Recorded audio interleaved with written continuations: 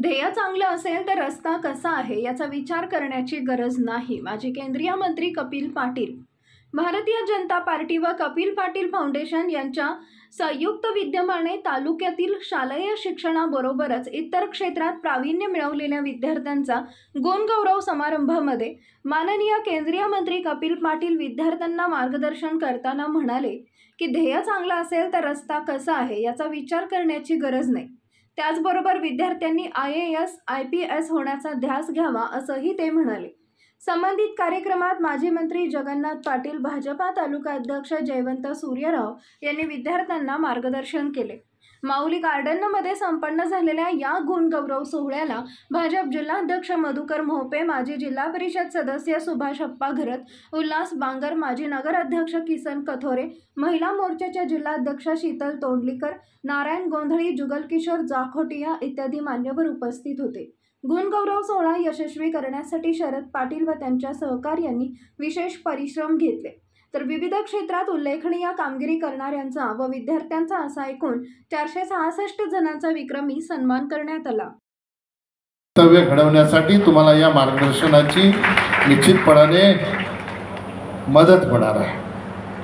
आणि म्हणून जीवनामध्ये काय करायचं याच्यासाठी आपण जेव्हा प्रयत्न करत असतो तेव्हा रस्ता कसा आहे ह्याचा आपण विचार करतो.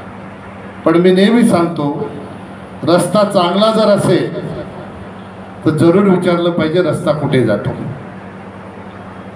पण ध्येय जर चांगलं असेल तर रस्ता कसा आहे याचा विचार करण्याची आवश्यकता नाही. ध्येय उद्दिष्ट आपलं चांगलं असेल त्याच्यावर चालत राहा, आपोआपच यश तुमच्या पायाशी लोळण घेतल्याशिवाय राहणार नाही. आणि मला विश्वास आहे की ठाणे जिल्ह्यामध्ये आता बुद्धिमान मुलांची काही उणीव आहे असं मला वाटत नाही.